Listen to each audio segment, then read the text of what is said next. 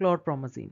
Chlorpromazine is a first generation antipsychotic and it is a phenothiazine.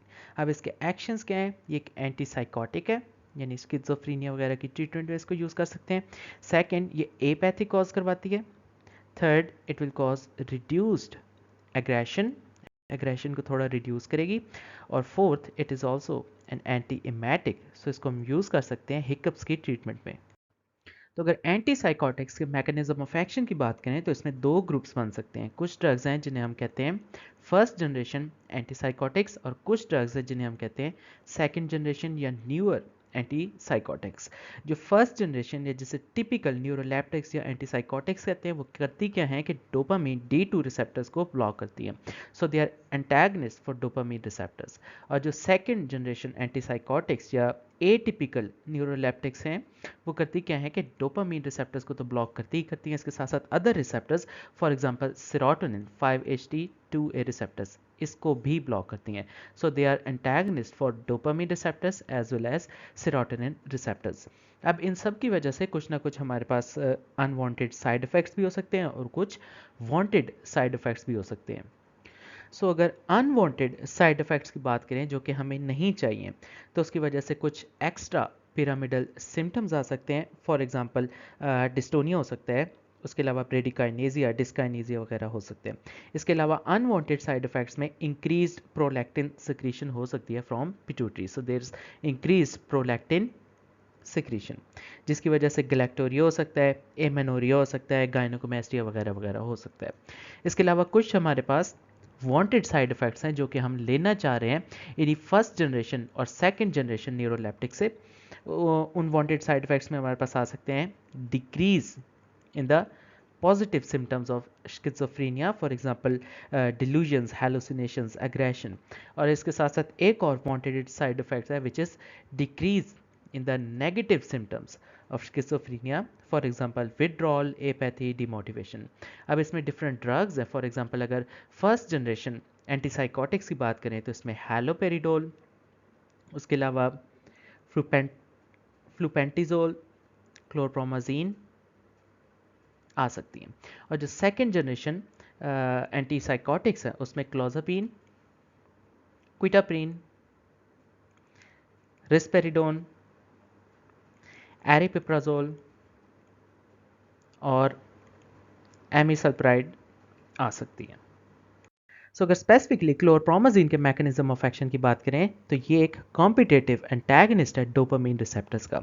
अब जो dopamine के receptors हैं वो मीजोलिम्बिक पाथवे में भी हैं और इसके साथ साथ मीजो कॉर्टिकल पाथवे में भी हैं. सो इन दोनों पाथवेज के अंदर जितने भी डोपामीन रिसेप्टर्स है ये उनको जाकर ब्लॉक करेगा और जो इफेक्ट्स होंगे वो शो होते होते थोड़ा थोड़ा टाइम लग सकता है. ऑल्दो जो ब्लॉकेड है वो इमीडिएट है लेकिन इफेक्ट्स शो होते होते टाइम लगेगा.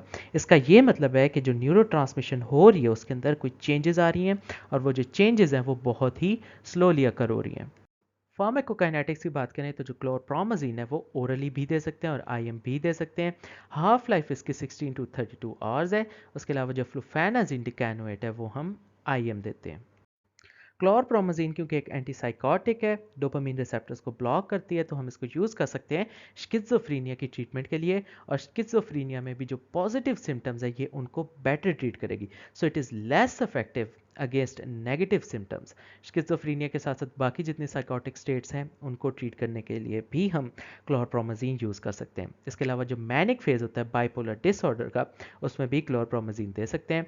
टॉरेट सिंड्रोम, नोजिया, वॉमिटिंग को भी ट्रीट करने के लिए हम दे सकते हैं because it is also an anti emetic. उसके अलावा जो बच्चों में एग्रेशन है तो उसको भी हम क्लोरप्रोमाजीन से ट्रीट कर सकते हैं. इसके अलावा परसिस्टेंट हिकअप्स में भी यूज़ करते हैं. टॉक्सिसिटी या साइड इफेक्ट्स की बात करें तो इसकी वजह से मार्क सिडेशन हो सकता है, डोपामीन रिसेप्टर सारे ब्लॉक हो गए हैं. उसके अलावा एक्स्ट्रा पिरामिडल सिम्टम्स जिसके कहें पार्किंसंस डिजीज़ के सिम्टम्स या डिस्टोनिया वगैरह ये हो सकते हैं. और इन एक्स्ट्रा पिरामिडल सिम्टम्स को हम रिड्यूस कर सकते हैं एंटी मस्कुरिनिक एक्शन के थ्रू। उसके अलावा कुछ एंडोक्राइन इफेक्ट्स हैं डोपामीन से रिलेटेड, क्योंकि डोपामीन जो है वो प्रोलैक्टिन का एंटागनिस्ट है, उसकी वजह से क्या हो सकता है क्लैक्टोरिया, गायनेकोमैस्टिया, वेट गेन वगैरह। उसके अलावा इसके कुछ एंटी मस्कुरिनिक इफेक्ट्स हैं जो कि एट्रोपिन लाइक है, for example dry mouth, constipation. उसके अलावा हाइपोटेंशन, क्योंकि इसने अल्फा रिसेप्टर्स को भी एंटागनाइज ब्लॉक किया। अब जितने भी अल्फा रिसेप्टर्स होते हैं वो वेजो कंस्ट्रिक्शन कराते हैं। सो अगर अल्फा रिसेप्टर्स को हम एंटागोनाइज कर दें, ब्लॉक कर दें, तो उसकी वजह से वेजो डायलेशन हो जाएगी और हाइपोटेंशन होगी। इसके साथ साथ न्यूरोलेप्टिक्स मैलिग्नेंट सिंड्रोम हो सकता है, हाइपर सेंसिटिविटी रिएक्शन, एग्रेनुलोसाइटोसिस और हेपेटोटॉक्सिसिटी। तो अगर सारी एंटीसाइकोटिक ड्रग्स को हम क्लासिफाई करें तो उसके कुछ ना कुछ ग्रुप्स बन सकते हैं। तो जो पहला ग्रुप है न्यूरोलेप्टिक या एंटीसाइकोटिक ड्रग्स का, उसे हम कहते हैं कि ये क्लासिक ग्रुप है, या फिर ओल्डर एंटीसाइकोटिक्स, या फर्स्ट जनरेशन एंटीसाइकोटिक्स, या फिर सिंपली कह सकते हैं कि they are dopamine receptor blocker या एंटागनिस्ट। इसमें आ सकती हैं फिनोथायाजीन, क्लोरप्रोमाजीन, थायोरिडाजीन, फ्लूफेनाजीन, ट्राइफ्लूओपेराजीन, थायोजेंथीन्स, थायोथाइजीन्स, उसके बाद ब्यूटाइरोफिनोन एंड हेलोपेरिडोल। उसके बाद जो सेकंड ग्रुप है उसे हम कहते हैं कि दे आर न्यूअर एंटीसाइकोटिक्स, या जिसे कहें these are serotonin receptor blockers या एंटागनिस्ट। डोपामीन के साथ साथ ये सेरोटोनिन को भी ब्लॉक करेंगी, या फिर हम इन्हें कह सकते हैं कि these are second generation antipsychotics. इसमें आ सकते हैं क्लोजापिन, लॉक्सापिन, ओलेंजापिन, क्विटापिन, एरिपिप्राजोल, ब्रैक्सपिप्राजोल और कैरिप्राजीन, रेस्पिरिडोन, जिप्रासिडोन एंड लोरासिडोन।